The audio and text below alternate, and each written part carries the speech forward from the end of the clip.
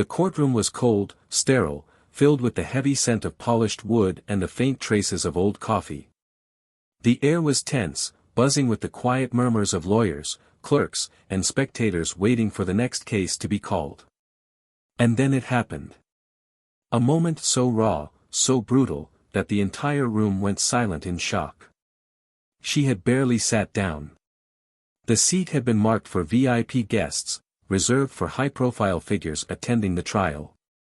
But before she could even settle, a heavy boot crashed against her side, sending her sprawling to the ground. A gasp rippled through the room as the brutal kick echoed against the marble floors. Papers scattered. The sharp intake of breath from those watching barely masked the voice that followed, filled with disgust. "Get the hell out of that seat, lady. This ain't for your kind." She blinked, momentarily stunned, pain radiating from her ribs. Around her, faces blurred, some wide-eyed in horror, others frozen in their seats, unwilling to intervene. The man standing over her wasn't just anyone. He was a cop. A white cop, built like a linebacker, his uniform crisp, his badge glinting under the harsh courtroom lights. He looked down at her like she was less than nothing, his eyes filled with a sickening certainty that no one would dare challenge him. "Are you deaf?" he snapped, nudging her again with the tip of his boot. "I said move." A low murmur swept through the crowd, hushed whispers, hesitant glances. Everyone knew what had just happened was wrong. But no one spoke. No one moved. Not even the judge, sitting high on his bench, who simply adjusted his glasses and turned his gaze back to the case file in front of him. As if this was just another day. As if the scene unfolding in his courtroom wasn't worth his attention. She pulled herself up slowly, wincing at the throbbing pain in her side. Her hands trembled as she smoothed down her jacket, forcing herself to take a breath, to swallow the rage that burned at the back of her throat. She looked up at him, at the arrogance in his eyes, the way he smirked just slightly, knowing, no, believing, he could do whatever he wanted without consequence. She could hear the whispers growing louder. Did she do something? Why isn't anyone stopping this? She should just leave. But then, one voice rose above the others, sharp and direct. "You really have no idea who she is, do you?" The words cut through the air like a knife, and for the first time, something flickered across the cop's face: confusion, hesitation. A split second of doubt. He scoffed, shaking his head. "And why the hell would I care?" Silence. Tension tightened in the room, every eye fixed on the woman who still hadn't said a word. The woman who had been kicked, humiliated, treated like dirt in front of an entire courtroom. The woman whose identity was about to shatter everything this man thought he knew about power, about privilege, about untouchability. She exhaled slowly, the weight of what had just happened pressing against her chest. And then, she took a step forward. One sentence. One revelation. And the entire courtroom would never be the same again. Because he hadn't just kicked any woman. He had kicked the governor of the state. And what happened to that cop next, left everyone speechless. Before we dive into this powerful story, we want to take a moment to say something important. Plow of Twist stands firmly against racism in all its forms. This channel is a place where we amplify voices, expose injustices, and celebrate stories of resilience and triumph. To every black viewer watching this, you are seen, you are valued, and you are powerful. No one has the right to strip you of your dignity, and we will always use this platform to stand on the side of justice. Now, get ready for a story that will shock you, move you, and remind you that karma always finds its way. If you haven't yet, hit that subscribe button and let's jump in. Enjoy the story. The morning sun barely peeked through the thick, gray clouds that hung over Atlanta, casting long shadows over the massive stone courthouse. The building itself stood like an unmovable force, an institution that had seen centuries of change yet still carried the weight of history, some of it righteous, most of it tainted by injustice. Governor Monique Thompson walked through its grand entrance with measured steps, her heels clicking sharply against the marble floors. No one turned to look at her. No one whispered her name in awe or fear. Today, she wasn't the woman whose face was on billboards, whose policies reshaped the state, whose leadership had made enemies and allies alike. Today, she was simply another black woman walking through a system that had never been built for her. The air was thick with the scent of paper, polished wood, and the faint, ever-present undertone of tension that came with places like this. Courtrooms weren't designed for justice, they were built for order, for control, for maintaining a balance that had always favored one side over the other. She knew this. She had known it since the first time she had stepped into one as a young attorney, fresh out of law school, full of hope and fire. She had learned the hard way that justice wasn't something you found, it was something you fought for. And even then, even when you won, it rarely felt like enough. Today was supposed to be simple. A case that had gained national attention was being heard, one that involved police brutality, a young black man, unarmed, shot in his own driveway by officers who had mistaken him for a suspect. The defense argued fear, confusion, a tragic accident. The prosecution argued recklessness, bias, the deadly consequences of a system that saw black skin as a threat. Monique had come to observe, to watch how the wheels of justice turned when the eyes of the nation were on them. She had come as a silent witness, an observer in the back of the room. She had dressed simply, an elegant but understated navy blue blazer, a pair of tailored slacks, and flat shoes instead of her usual heels. No security detail, no press trailing behind her, no signs of the power she carried. She wanted to sit, to listen, to watch without the weight of her title shifting the room. She had done this before, blended in, moved through spaces where people did not expect her to be. It reminded her of where she had come from. It reminded her of who she fought for. But that morning, the courthouse carried a different kind of energy. The whispers of tension hummed through the halls, the type of tension that lived in places where power was abused. Some people carried it on their faces, lawyers checking their notes, officers adjusting their belts, clerks pretending not to notice the unspoken divides that existed between them. Others wore it in their stance, straight-backed judges, bailiffs scanning the room, the quiet shift of people who knew they weren't welcome. And then there was Officer Travis Holt. He stood near the front of the courtroom, arms crossed over his broad chest, his uniform pristine, his gun holstered at his side. He had been in the force for over 15 years, and in that time, he had learned exactly how much he could get away with. There were rules, of course, but rules only mattered if people cared enough to enforce them. And in his experience, they rarely did. He had faced complaints before, excessive force, misconduct, unnecessary aggression.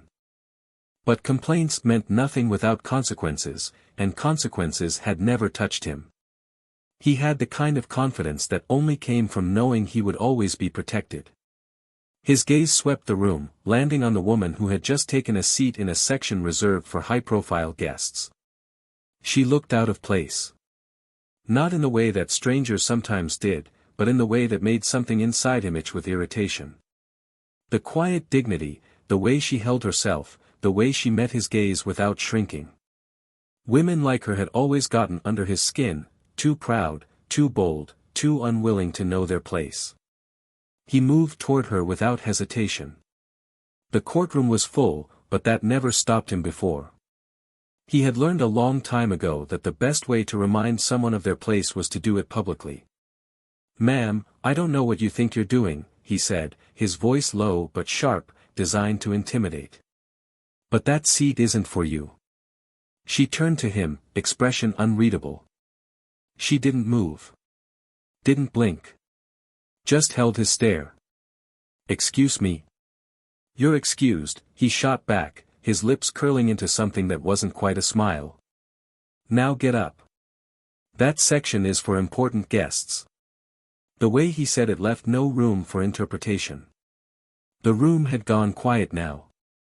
Eyes darted between them, some pretending not to notice, others drinking in the scene like it was a slow-burning disaster waiting to unfold. She didn't move. "Do you even know who?" someone in the row behind her started, but Holt cut them off with a shake of his head. "I don't care who she is," he snapped. "She needs to move. Now." And then, before anyone could process it, before anyone could stop him, his boot connected with her side. A sharp, sickening force. A violent command. Gasps filled the air. Papers rustled. Someone whispered a stunned, "Oh my God."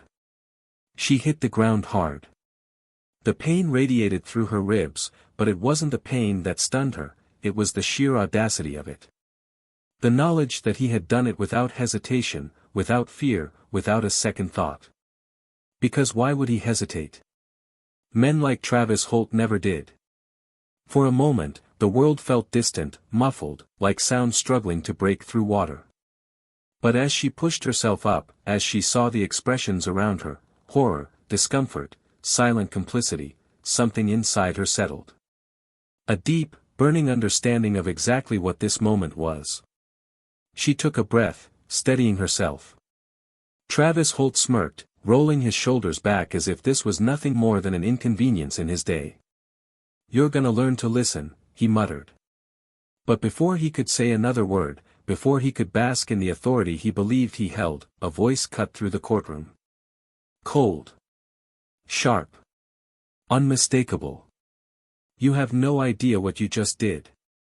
For the first time, the smirk wavered. Because something had changed.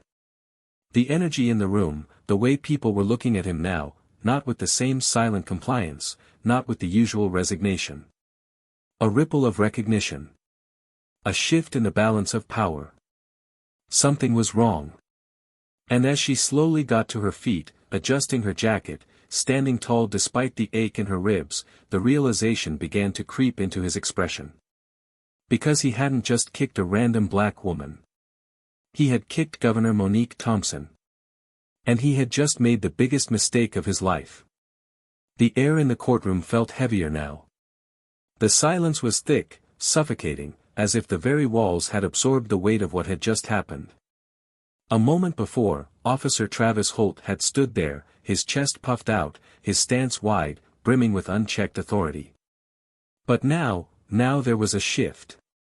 The smirk that had been so present on his lips flickered, his confidence faltering as the truth settled over him like a slow, creeping shadow. Governor Monique Thompson stood upright, her posture unbroken despite the lingering ache in her ribs. There was no rage in her eyes, no outburst of anger, only an eerie, commanding stillness.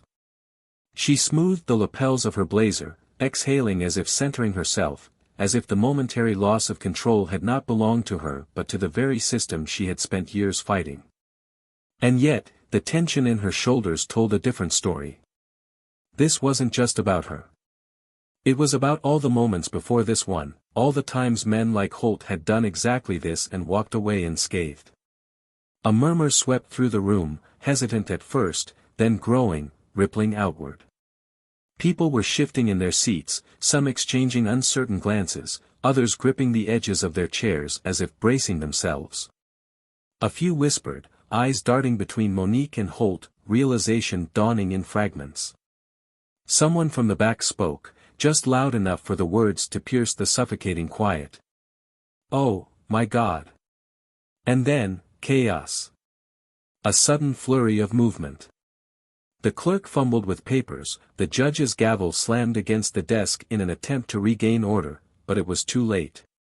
The energy in the room had changed irreversibly. Monique wasn't just any woman.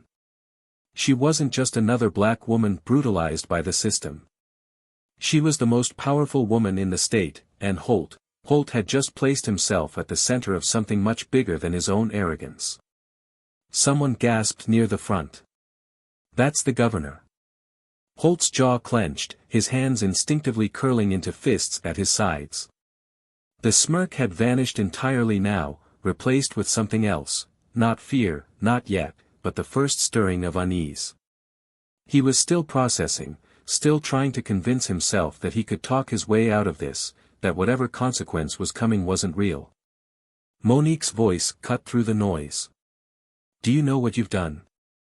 The words were steady, precise, but there was an edge beneath them, a warning, a promise.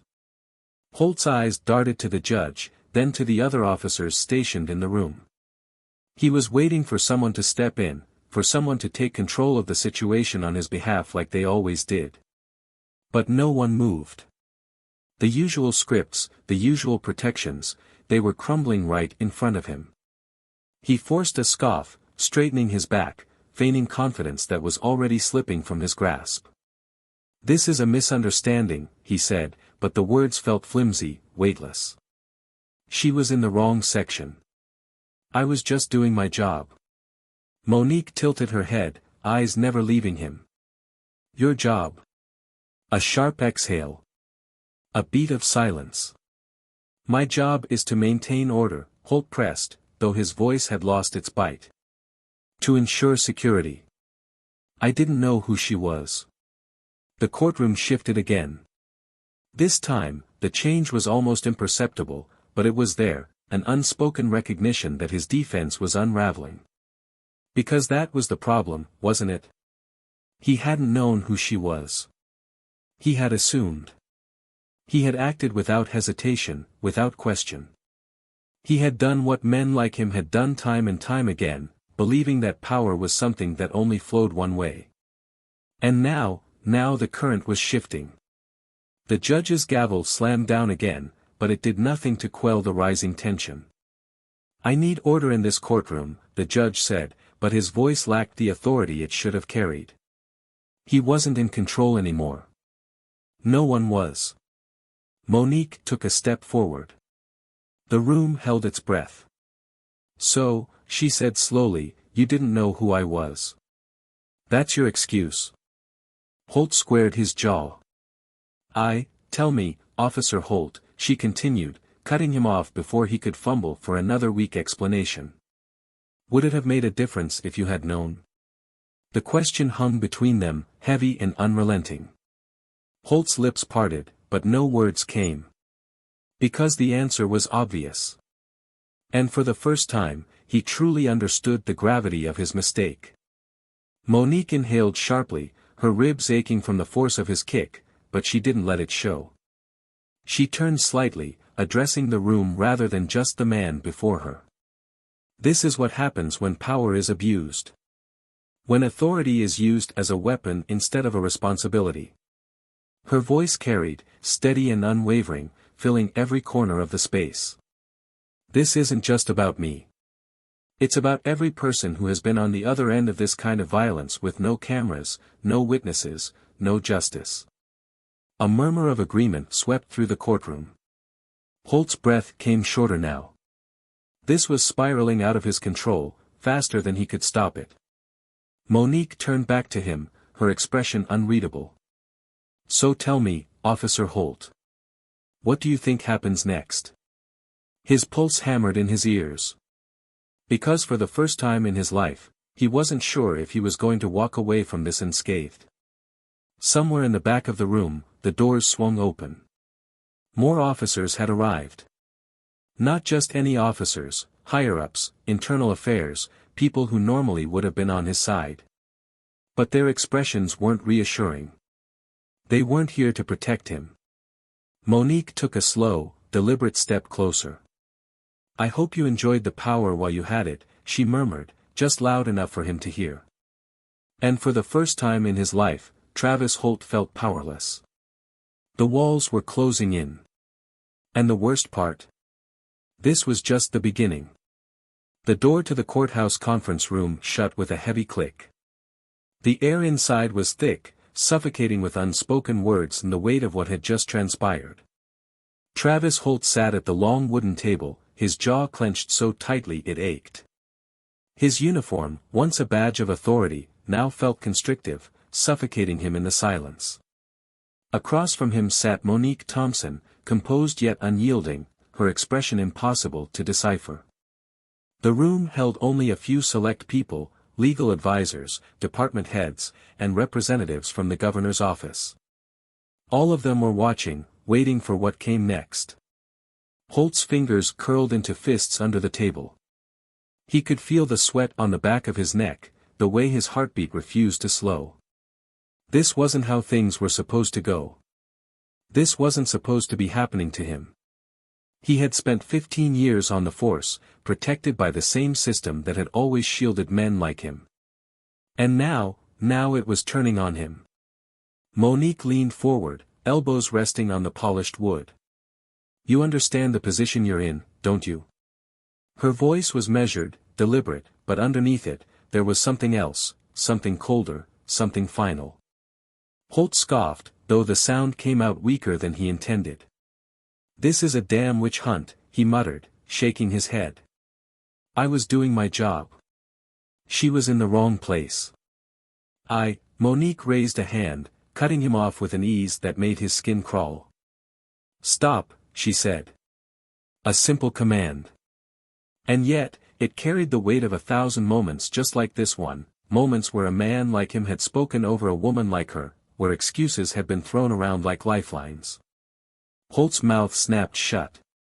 Monique exhaled slowly, eyes never leaving his.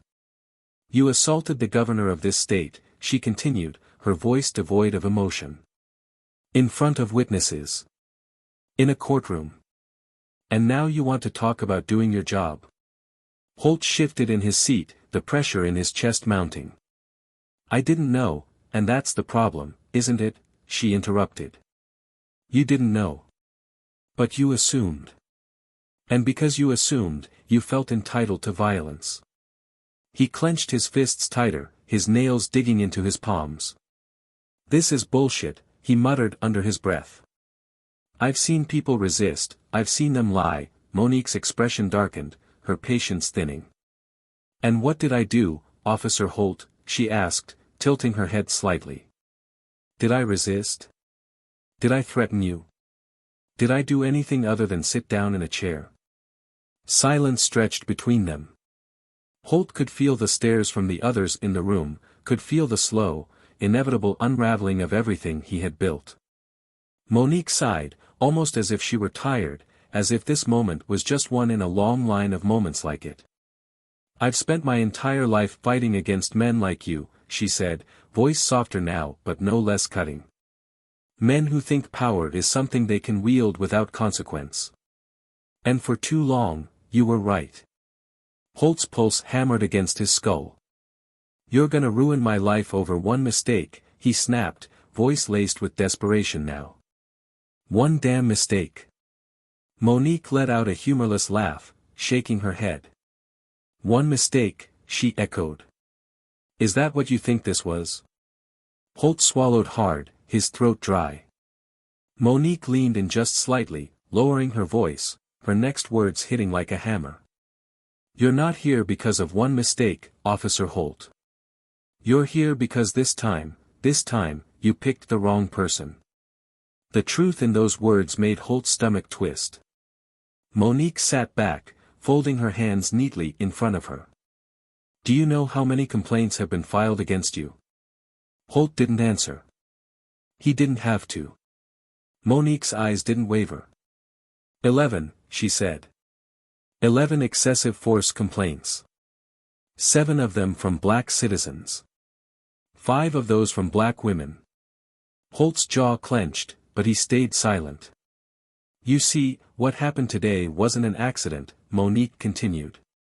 It wasn't a misunderstanding. It was a pattern. One that's finally caught up with you. The weight of her words settled over the room. Holt could feel it crushing him, suffocating him in a way he had never known before.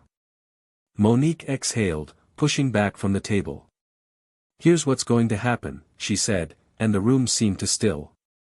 As of now, you're being placed on immediate suspension without pay. A full internal investigation is being launched. And depending on the findings, which, let's be honest, we both know how that's going to go, your badge will be stripped, and you will face criminal charges for assault. Holt's stomach dropped. Panic clawed at his chest. No, he said, shaking his head. You can't, I can, Monique cut in smoothly. And I will. Holt stood abruptly, his chair scraping against the floor. This is political, he hissed.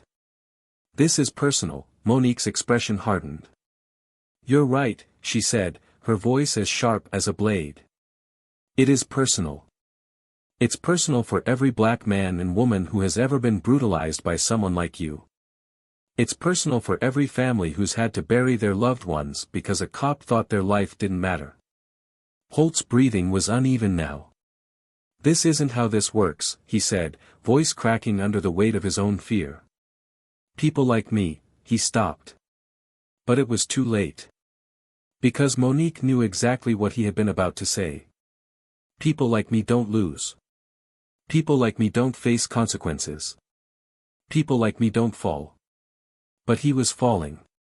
Monique watched him for a long moment before finally rising from her seat. You've had 15 years of power, Officer Holt, she said, smoothing the front of her blazer. I hope you enjoyed it while it lasted. Holt's vision blurred, his pulse hammering in his ears. Monique stepped toward the door, pausing just before she reached it. Oh, she added, turning slightly. And one more thing. Holt's eyes snapped to hers. You might want to check the news, she said, a small, knowing smirk ghosting across her lips. Your story's already out. And then, before he could respond, before he could grasp the full weight of what was happening, she was gone. And the world as he knew it? It was crumbling. Travis Holt's hands trembled as he pulled his phone from his pocket.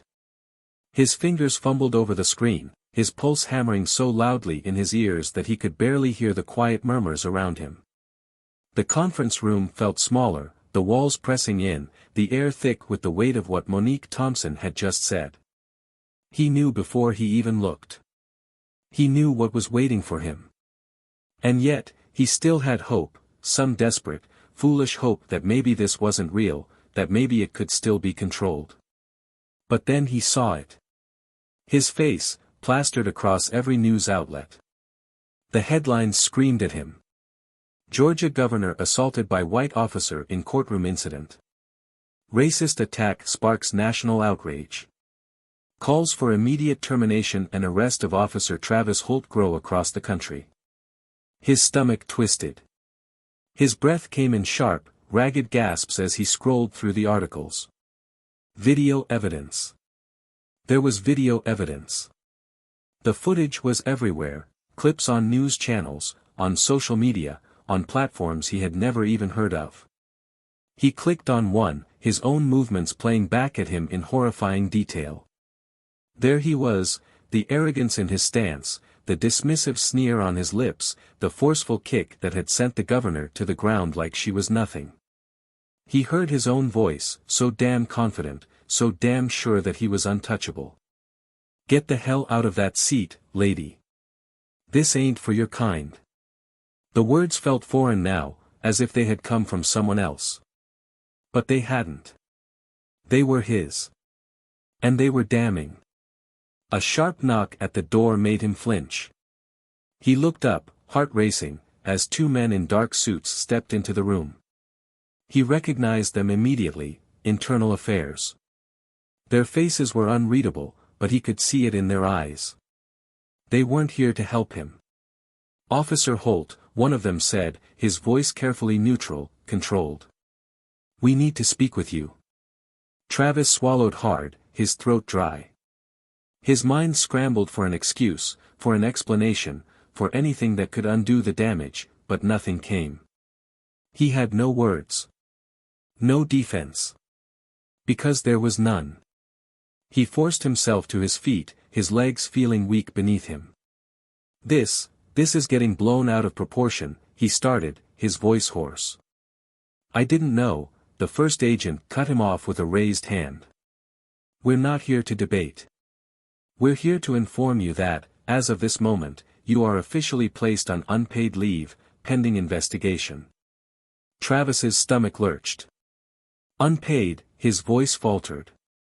This is bullshit. I have a family, we strongly advise you to secure legal counsel, the second agent interjected, his tone colder. Because this investigation is no longer just internal. The governor's office has formally requested a criminal probe. The district attorney's office is reviewing charges. Travis's world tilted. Criminal charges? This is insane, he muttered, shaking his head. You're acting like I committed a crime. I was doing my job. The first agent's expression hardened. Your job does not include assaulting a sitting governor in front of dozens of witnesses. Travis let out a bitter laugh, one that held no humor, only desperation. She's making an example out of me, he snapped. She wants revenge. The second agent didn't so much as blink. No, he corrected. She wants justice. Travis opened his mouth to argue, to say something, anything, but the words lodged in his throat. His entire body felt like it was burning from the inside out. The door opened again. This time, it wasn't internal affairs. It was his captain. And his expression was the worst one yet, not anger, not disappointment. Just quiet resignation. Holt, he said, rubbing a hand over his face. We need to talk. Travis took a shaky breath, nodding stiffly as he followed the captain out into the hallway.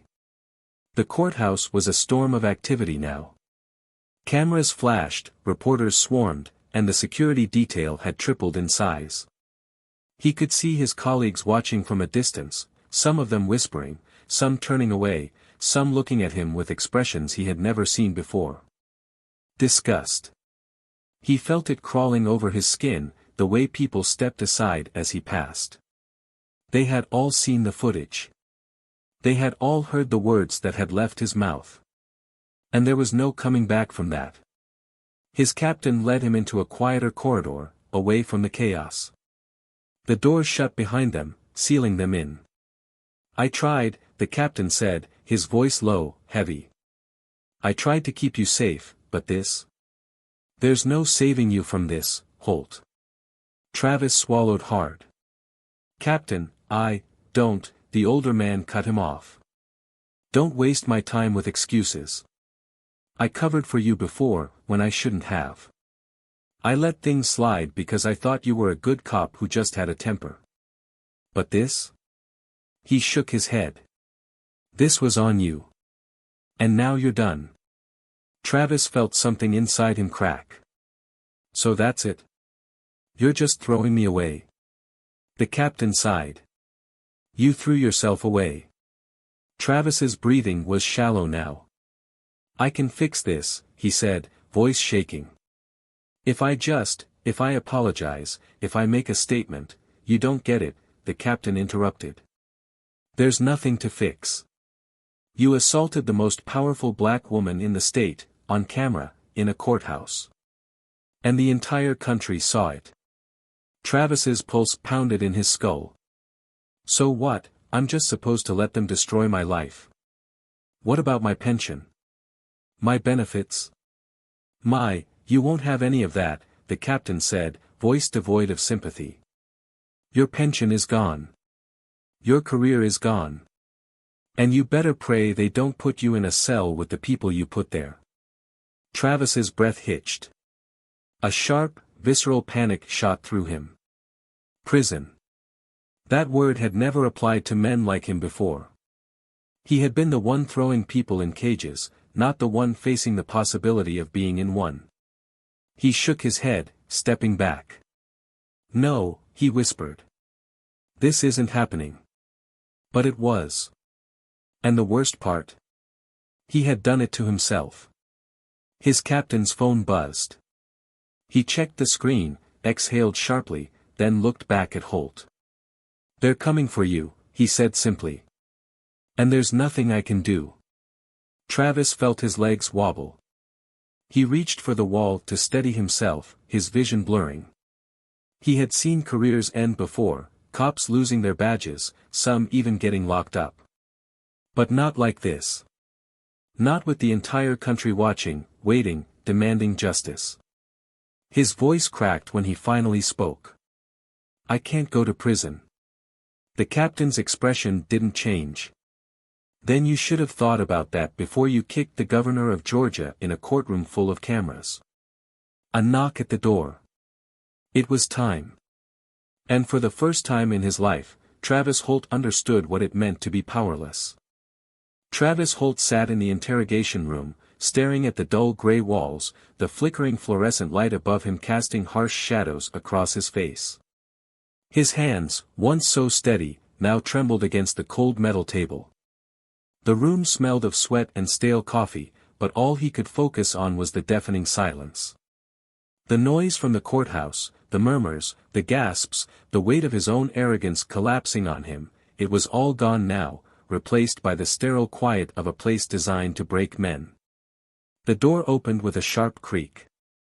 He didn't look up at first, didn't acknowledge the presence of the man who entered. But then the chair scraped against the floor, and the figure sat across from him with deliberate slowness. The voice that followed was steady, unreadable. "Officer Holt." Travis swallowed hard. He knew this man. Detective James Porter, Internal Affairs. The same man who had looked the other way a dozen times before, who had dismissed complaints against him, who had once been part of the same unspoken code of silence that protected cops like him. But this time, there was no shield. This time, Porter wasn't here to cover for him. Travis's jaw clenched. "This is a setup," he muttered, his voice hoarse, like he had swallowed sandpaper. "This is political." Porter leaned back, crossing his arms. "No, Travis. This is accountability." The words sent a shudder through him, though he wouldn't show it.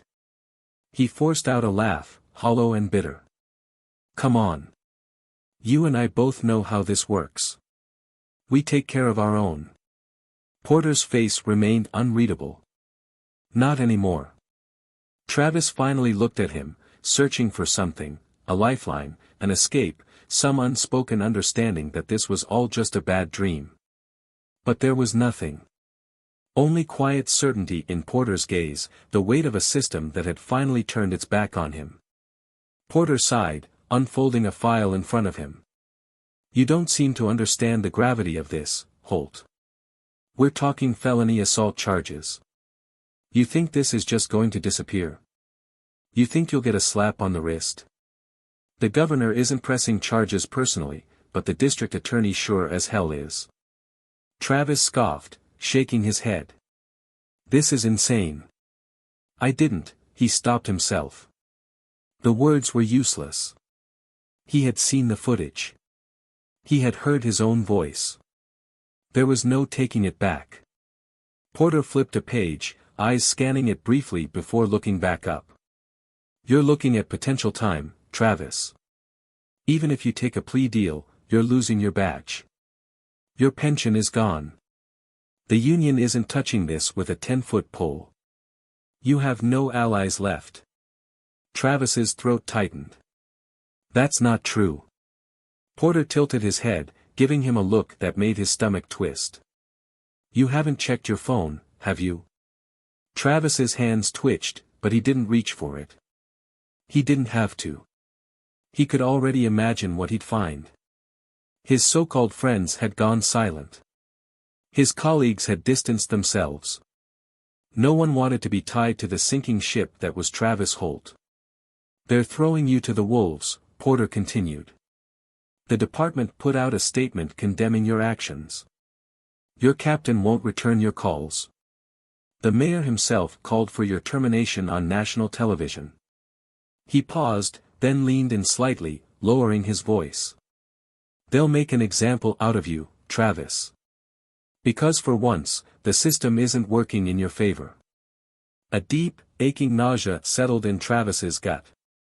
He gritted his teeth, trying to summon the same anger, the same righteous indignation that had always fueled him. But all he felt was a gnawing, hollow fear. "They can't put me away," he said, his voice quieter now, like he was trying to convince himself more than anyone else. "They won't." Porter exhaled, watching him carefully. "You still think you're untouchable?" Travis didn't answer. Porter sighed, closing the file. "You have two options. You fight this, take your chances in court, where the entire country is watching, or," he hesitated for a moment, then continued. Or you take the deal. Resign. Cooperate with the investigation. Avoid prison. Travis's head snapped up. Avoid prison? Porter nodded. They'll still ruin your life, but at least you'll get to keep your freedom. Maybe start over somewhere else. Start over. The words felt foreign to him. For 15 years, he had been the one with power, with control, with a badge that made him untouchable. He had built his entire identity around it. And now, he was being asked to walk away. To give it all up. His mouth was dry when he finally spoke. And if I don't? Porter's expression hardened. Then you roll the dice. But I'll tell you this, Travis, if this goes to trial, you will lose. And when you do, you'll go down hard. Travis felt something tighten around his chest. He couldn't breathe, couldn't think past the storm raging in his head. Everything was slipping through his fingers, falling apart in ways he had never imagined. I need time, he murmured. Porter stood, pushing the chair back with a slow scrape. You don't have much of it. Travis didn't look up as Porter left, the door clicking shut behind him. The silence returned, heavier than before, pressing against his ribs. His hands balled into fists, then unclenched. He reached for his phone. It was worse than he had expected. His inbox was flooded with unread messages, most from numbers he recognized, friends, family, colleagues, all with the same underlying message. Distance. Fear. Betrayal. One caught his attention. We can't be associated with you anymore. Don't call us. His breath hitched. His own brother. The one person he had thought would stand by him no matter what. He let the phone slip from his fingers, clattering against the table. His reflection stared back at him in the one-way mirror. The man he saw there, pale, disheveled, lost, was not the man he used to be. Because that man had power. That man had certainty. That man had a future. And now, he had nothing. The weight of it all settled onto him like a stone, suffocating, inescapable. The headlines, the whispers, the consequences, they weren't going away. They were his new reality. And for the first time in his life, Travis Holt understood what it meant to be truly alone. Travis Holt sat in the dim light of his apartment, his entire body feeling like it had been weighted down with lead. The glow of the television flickered against the walls, the sound of news anchors dissecting his downfall droning in the background, but he barely registered the words anymore. He had heard them so many times already, seen his own face splashed across every screen, read every condemning headline that labeled him as the disgrace of the department, the face of unchecked police brutality, the man who had kicked the governor of Georgia in front of an entire courtroom, on camera, and thought there would be no consequences. It was everywhere, unavoidable, like a bad dream that refused to end, like a nightmare that had latched onto reality and wouldn't let go. His phone had been ringing non-stop at first, messages pouring in from every direction, some from reporters trying to get a statement, others from old friends who quickly became former friends, distancing themselves before the fallout reached them. Now, the messages had slowed to a trickle, the only ones left coming from numbers he recognized but no longer belonged to him in any real way. His family had turned their backs, his so-called colleagues had disappeared, and even the ones who might have tried to defend him before had gone silent. No one wanted to be associated with him anymore. Not after this. The news continued playing, but he couldn't look at the screen. He already knew what it would say. He had watched the footage enough times to have it burned into his memory. The way he had stood there, his arms crossed, the arrogance so plain on his face as he looked down at the woman he had kicked to the floor like she was nothing. The words he had spat at her, the ones he had said without even thinking, without even hesitating. Get the hell out of that seat, lady. This ain't for your kind. He had said it so easily, like it meant nothing, like she had meant nothing. And now, it was the only thing the world saw when they looked at him. He had gone from being an officer with a decorated career, a man who had thought himself untouchable, to a disgrace, a villain, a symbol of everything people had been fighting against for years. A sharp, sudden knock at his door made his breath hitch, his heart lurching painfully in his chest. His hands clenched involuntarily, his pulse hammering in his ears. He hadn't had a visitor in days. No one wanted to be near him, not even to gloat. So who the hell was knocking on his door now? He sat frozen for a moment, willing the sound away, hoping that whoever it was would just leave.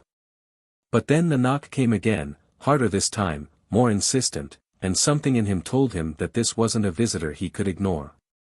Swallowing hard, his throat dry like sandpaper, he forced himself to his feet, every movement feeling sluggish and heavy, like he was dragging himself through quicksand. His hand hovered over the doorknob for a moment before he finally turned it, pulling the door open with a slow, almost hesitant motion. The breath left his lungs when he saw who was standing there. Monique Thompson. She stood just outside his door, her posture composed, her expression unreadable, her presence alone filling the space with something tense and unspoken. She wasn't flanked by security, wasn't surrounded by a swarm of reporters or a team of lawyers ready to bury him further. She was alone. And that, somehow, felt more ominous than anything else. He had expected her to be untouchable, unreachable after what had happened. But here she was, standing in front of him, looking him in the eye as if she had come for something more than just closure. Up close, without the cameras, without the courtroom, without the weight of the public watching, he could see the exhaustion in her face, the quiet but unmistakable burden she carried. This wasn't just about him. This had never just been about him. For a long moment, neither of them spoke. The air between them was thick with something heavy and suffocating, something that made his throat tighten in a way that had nothing to do with anger or pride. He should say something, he knew that.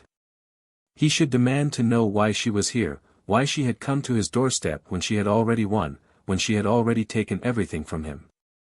But he couldn't find the words, because deep down, in the part of himself he had never wanted to acknowledge, he knew that whatever she was about to say was something he needed to hear. She was the first to break the silence. "I wasn't sure you'd open the door."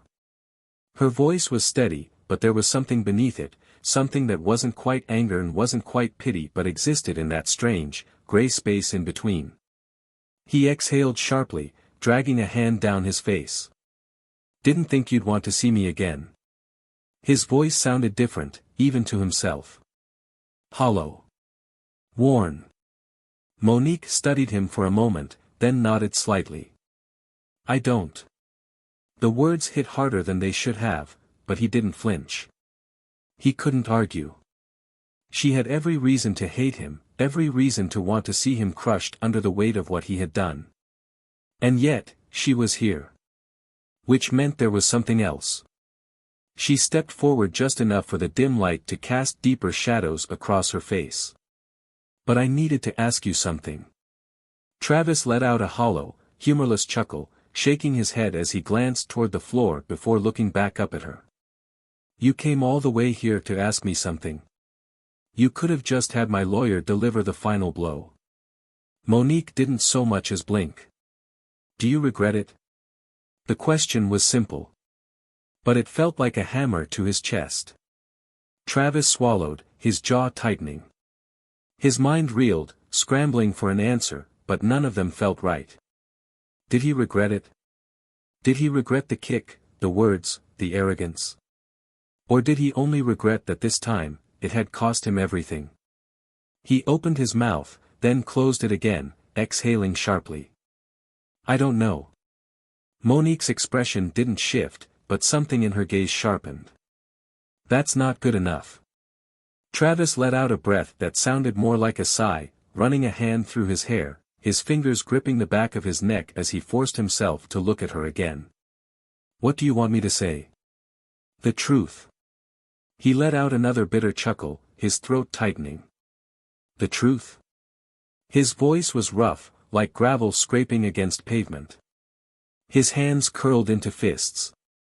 "The truth is, I didn't think. I didn't stop. I didn't hesitate.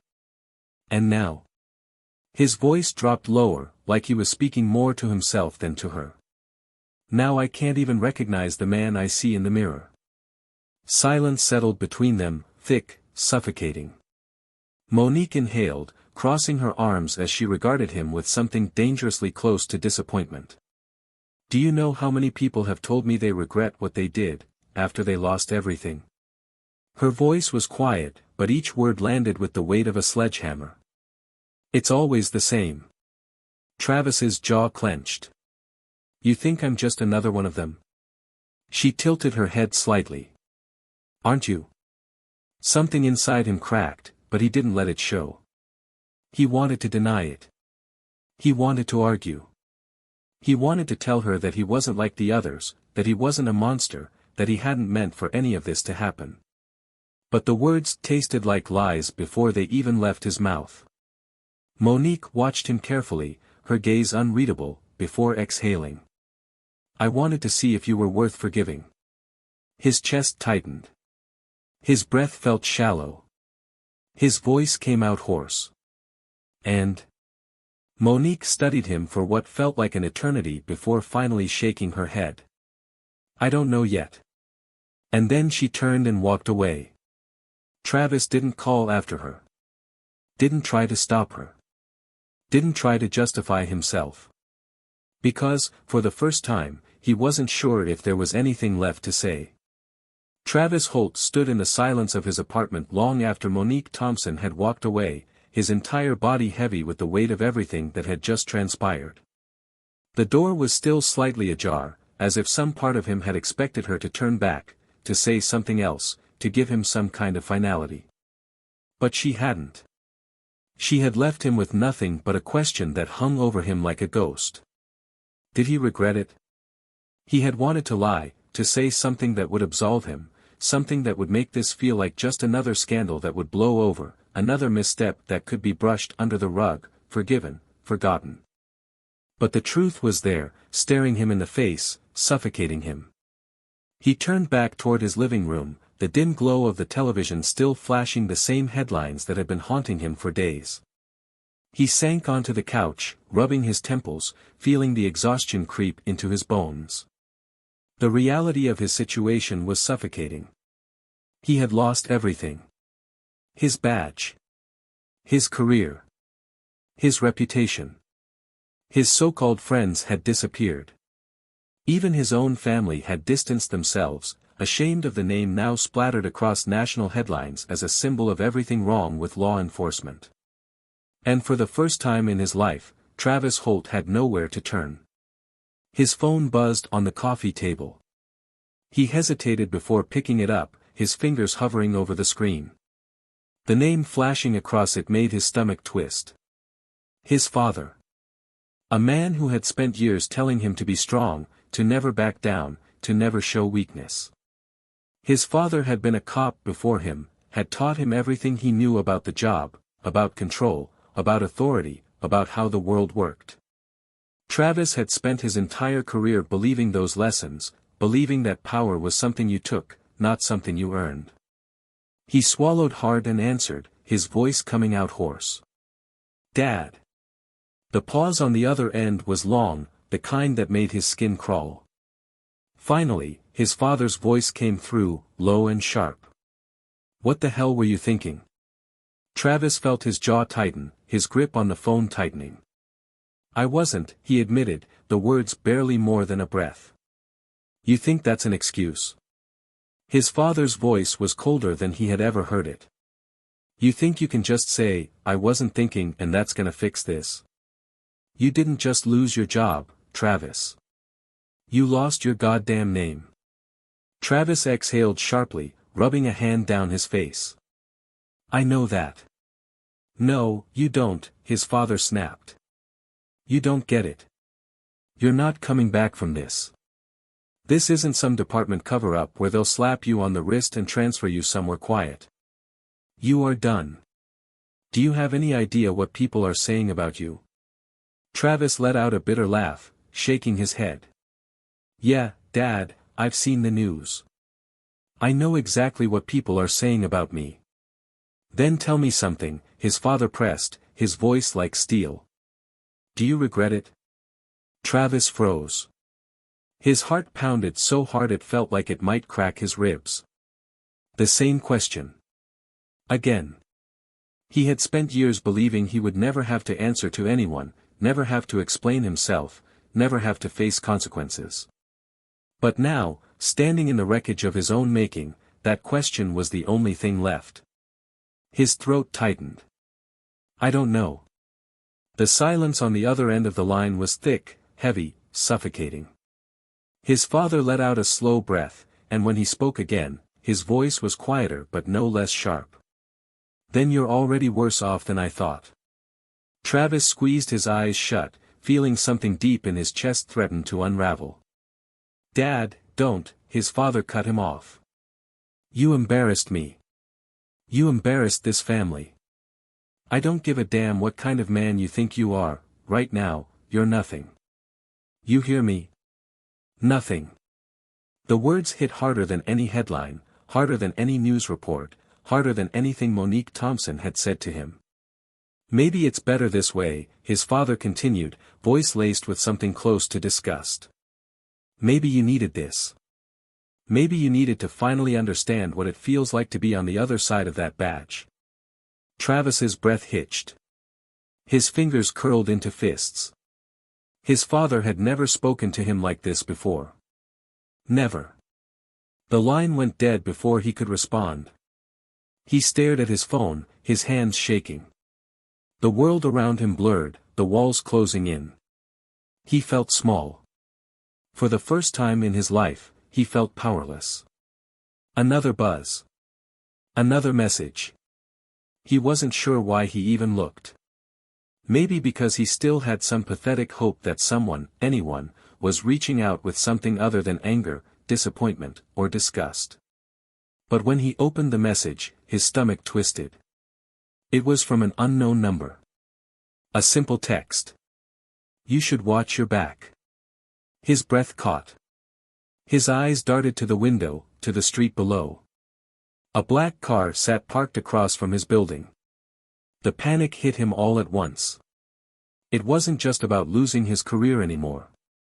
It was about survival. Because now, he wasn't a cop. He wasn't protected. He was just another man who had made too many enemies.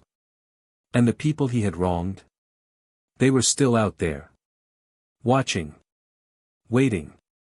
Travis Holt was no longer the hunter. He was the hunted. Travis Holt never thought his life would come to this. He sat in the dimly lit apartment, blinds half drawn, the television still murmuring in the background, though he wasn't really listening anymore. The walls felt like they were closing in, the weight of his own downfall pressing against his chest with a suffocating intensity. He had lost his job, his badge, his pension, his name. But more than that, he had lost the illusion of invincibility.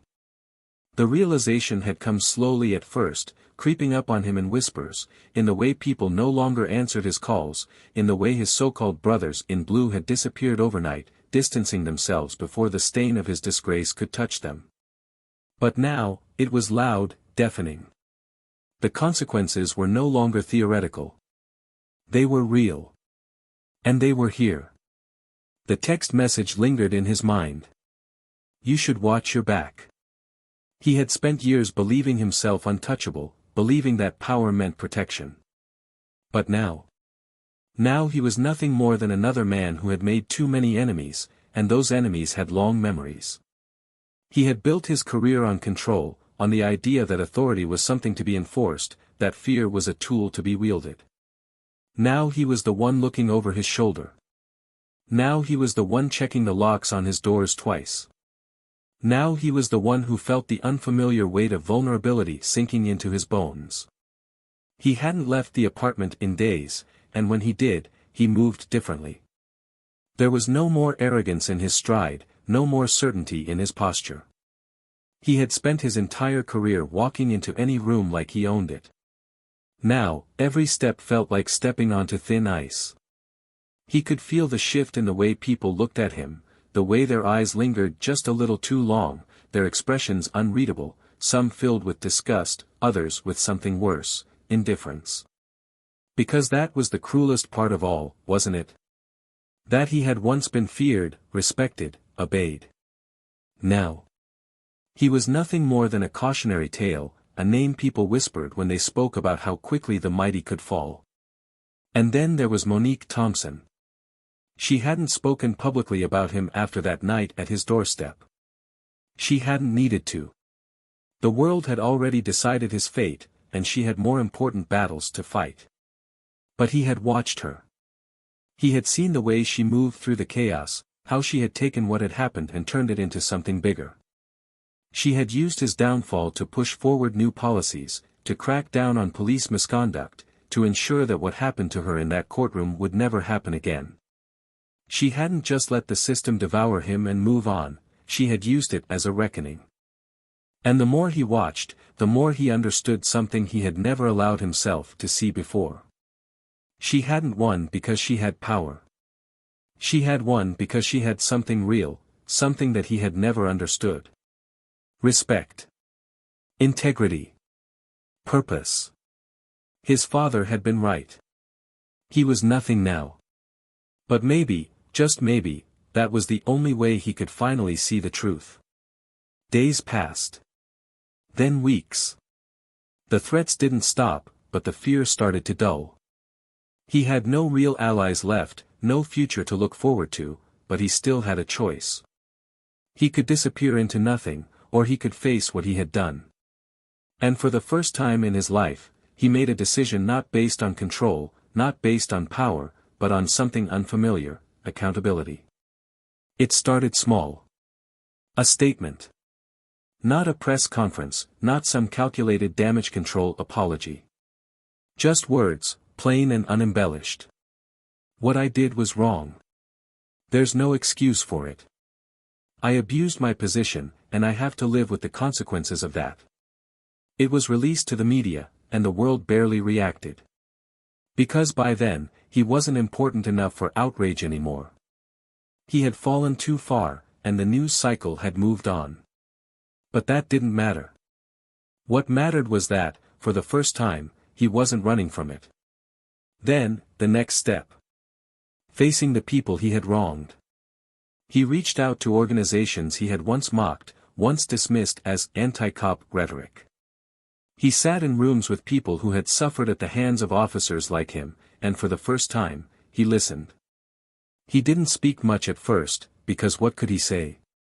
What could he possibly say to men and women who had lost fathers, sons, daughters, brothers, all because of men in uniforms like the one he had once worn? But he showed up. And he kept showing up.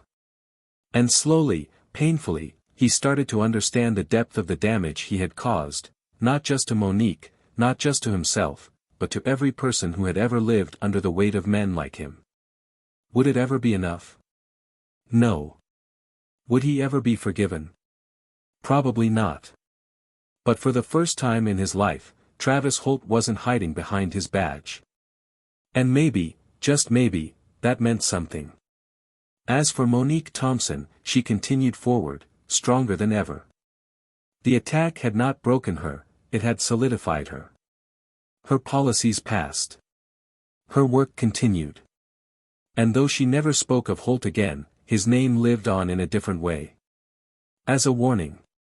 As a lesson. As proof that justice could, in fact, catch up to those who had long believed themselves untouchable. And so the story ends. Not with redemption, not with absolution, but with something far more powerful, consequences. Because that's the real lesson here, isn't it? That power unchecked is power abused. That fear should never be mistaken for respect. That when the world finally holds you accountable, there's no badge, no name, no system that can protect you. So now I ask you, what do you think justice really means? Is it punishment? Is it redemption? Is it something else entirely? Tell me in the comments below, because this is a conversation that doesn't end with one story. This is a conversation that continues with every single one of us. And if you want more stories that shake you, make you think, and leave you speechless, subscribe to Tales of Twist. Because trust me, there's always another twist waiting.